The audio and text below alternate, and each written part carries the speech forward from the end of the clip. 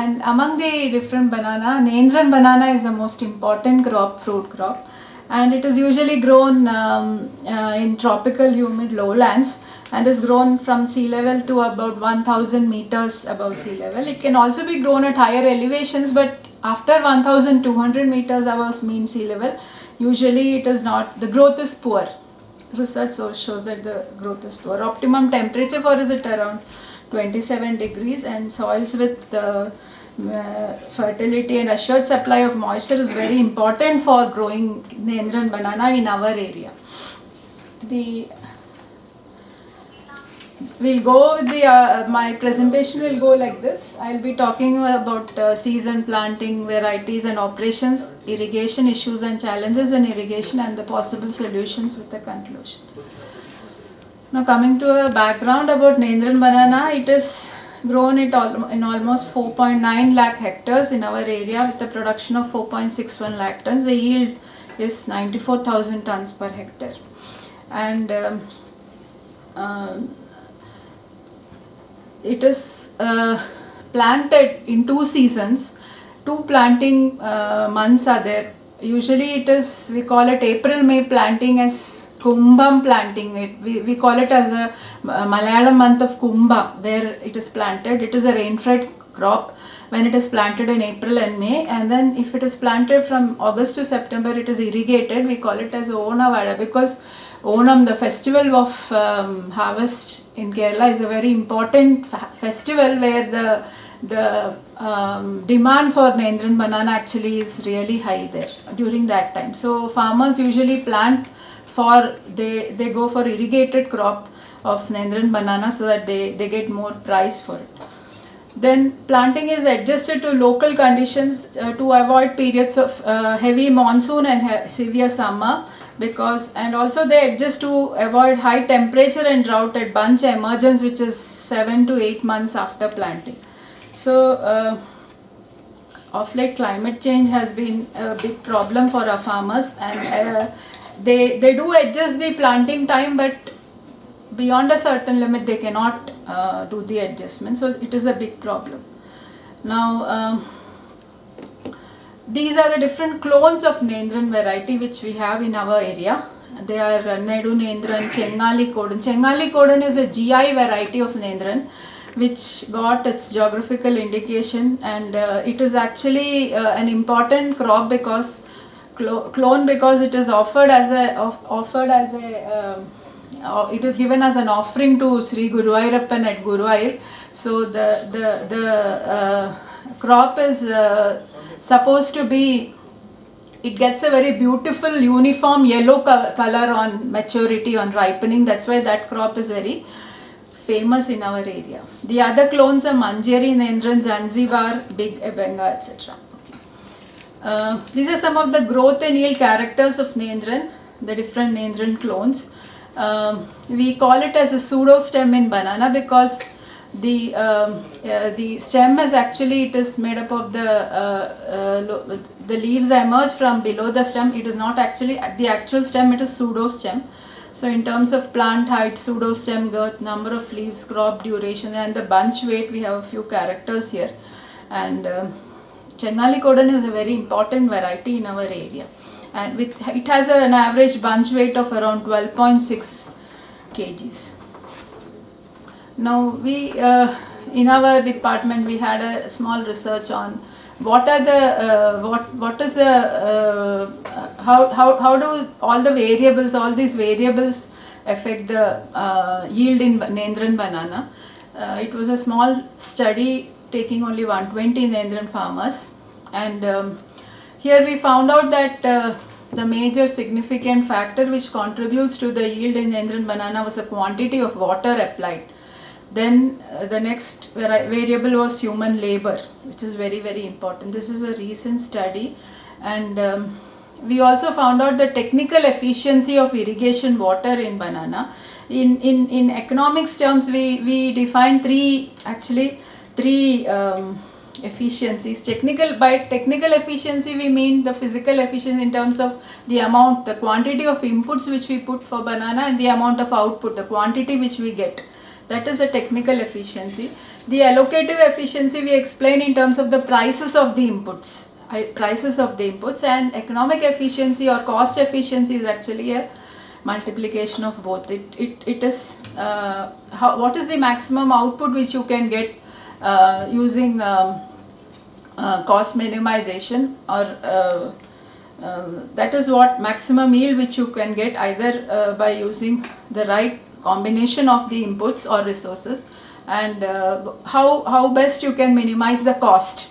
That is what we do in we explain by the term economic efficiency. And we found out that in our area 0.53 was the mean economic efficiency. That means that we have there is scope for 47% scope for improvement in the economic efficiency, in terms of you can improve if we improve the efficiency of irrigation water, there is scope of 47% still for the yield to improve in our area.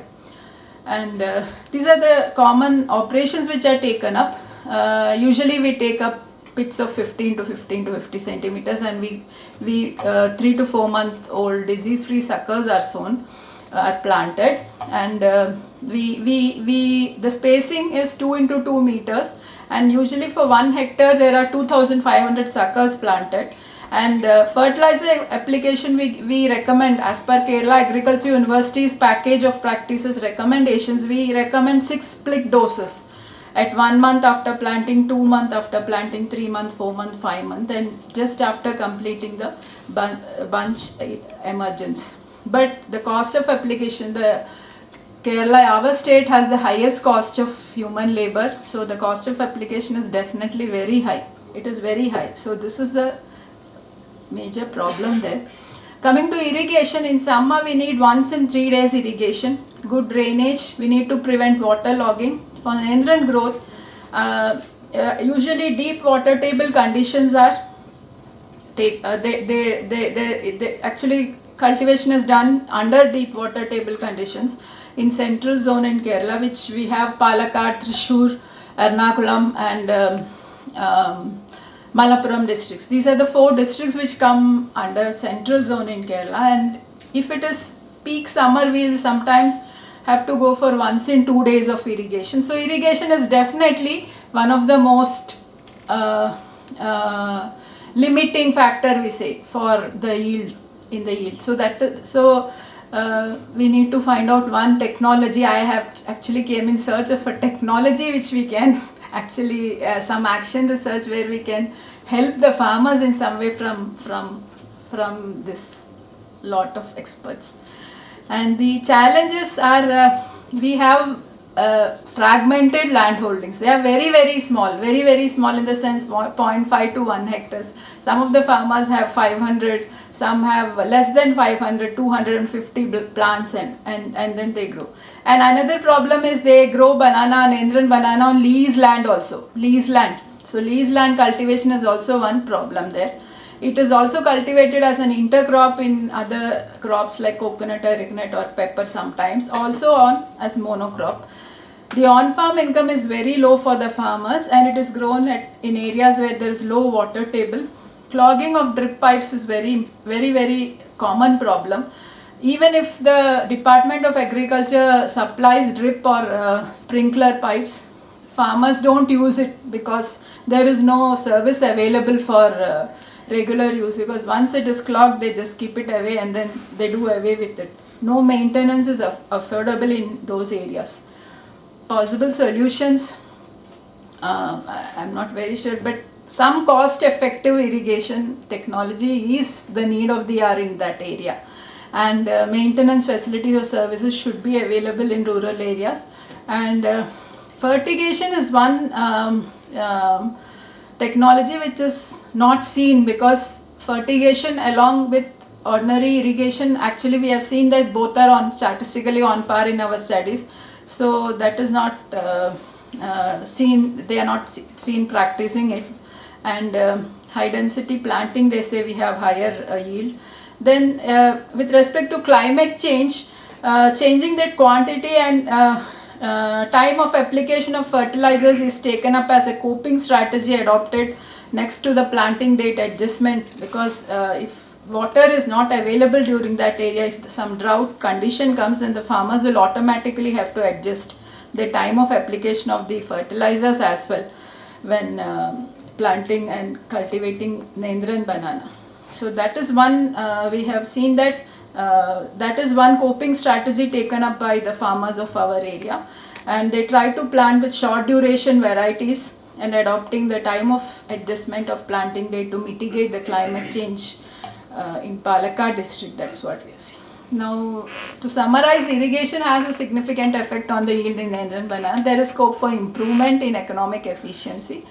Drip or sprinkler systems are useful, but the problem is they are not being used continuously because no maintenance facilities are. There are farmers who are adopting it, but they say there are alternatives. There are very few farmers who are going for automated irrigation systems, but only when they ensure that service or maintenance is available, that's all. The others are not going for it. So an alternative is the need of the hour there.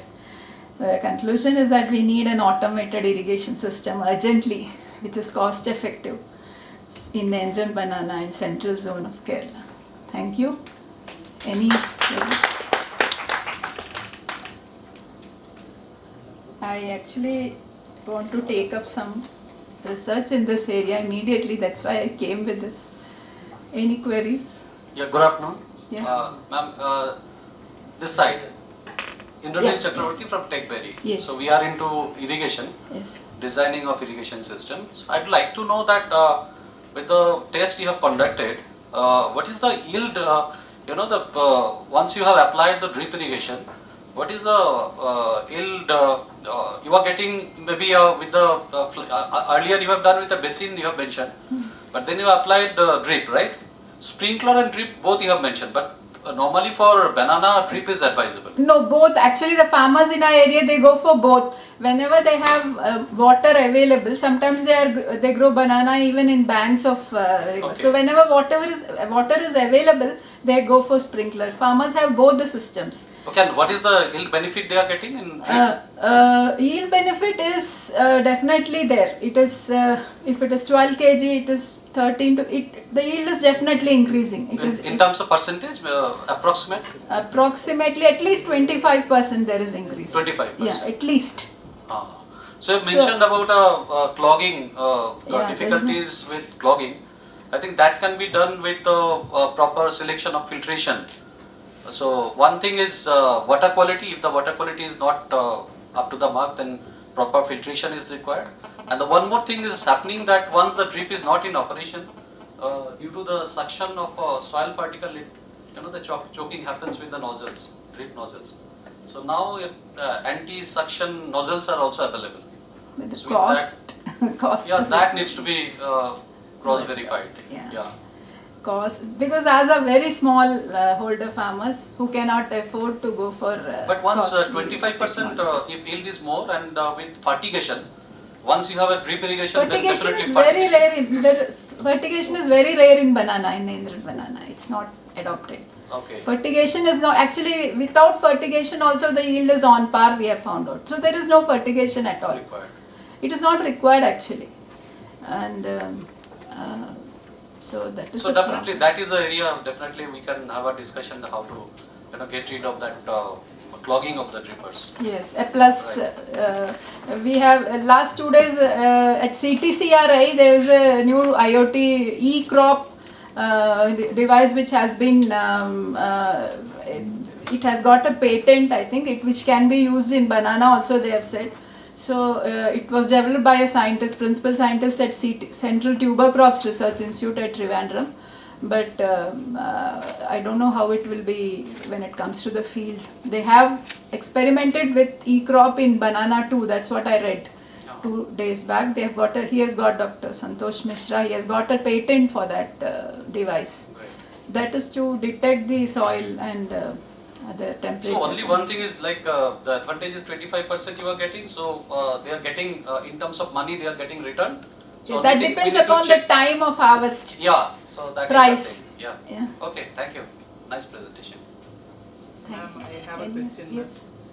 usually they do in the cultivation of coconut plantation is there. Could you use the mic, please? Because without that, people online may not be able to hear. Thank There you. is multi-cropping taking place in between the plantations Yes, of yes. coconut tree.